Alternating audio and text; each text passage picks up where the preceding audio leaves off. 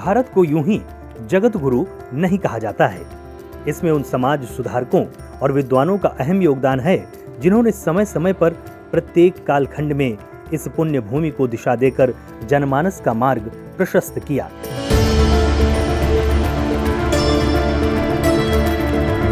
आज हम बात कर रहे हैं एक ऐसे ही प्रकांड विद्वान, समाज सुधारक राम भक्त गोस्वामी तुलसीदास जी की, जिन्होंने भक्ति के माध्यम से मुस्लिम आक्रांता काल में सामाजिक जागृति और समरसता की एक ऐसी ज्योति फैलाई जिससे ये भूमि आज भी प्रकाशित है।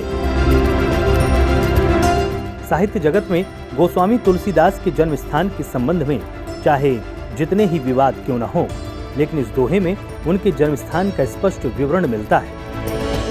1554 विषय कालिंदी के तीर, श्रावण शुक्ला सप्तमी, तुलसी धर्यो शरीर।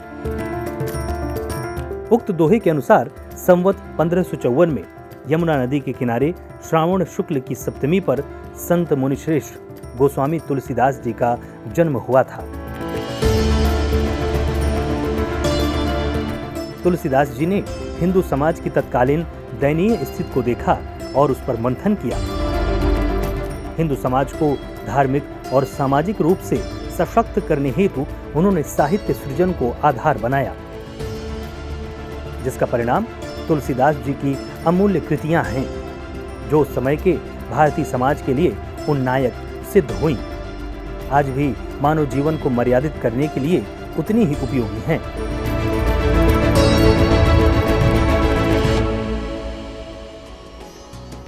तुलसीदास जी ने अनेक ग्रंथों की रचना की। इनमें रामचरितमानस, कवितावली, विनय पत्रिका, दोहावली, गीतावली, जानकी मंगल, हनुमान चालीसा, बरवय रामायण, रामलला, नहछू आदि विशेष रूप से उल्लेखनीय हैं।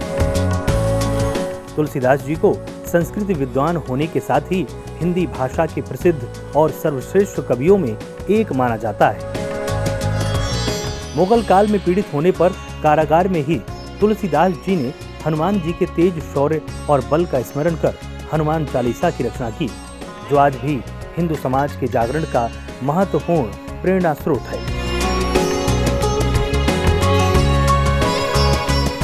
मर्यादा पुरुषोत्तम प्रभु श्री राम को समर्पित ग्रंथ श्री रामचरितमानस वाल्मीकि रामायण का अवधी भाषा रूपांतरण है।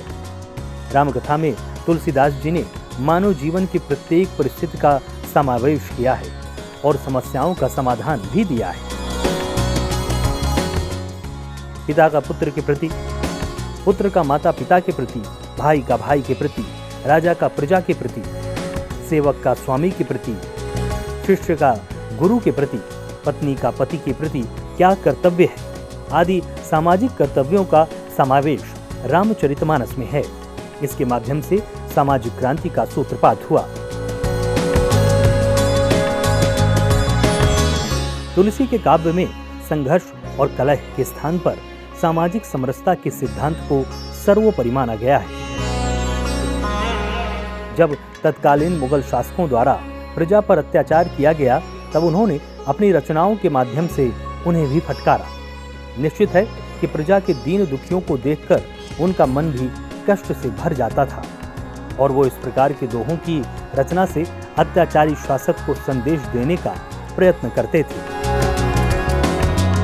जासु राज प्रिय प्रजा दुखारी, सो नृपु अवसि नरक अधिकारी। तुलसी के राम राज्य में छुआछूत, जातिवाद, भेदभाव का कोई स्थान नहीं था। चारों वर्ण के लोगों का राजघाट पर एक साथ स्नान करना इसका उदाहरण था। रामचरितमानस के अमर रचयिता, हिंदी साहित्य पटल के तेजस्वी नक्षत्र गोस्वामी तुलसीदास जी की जयंती पर शत शत नमन।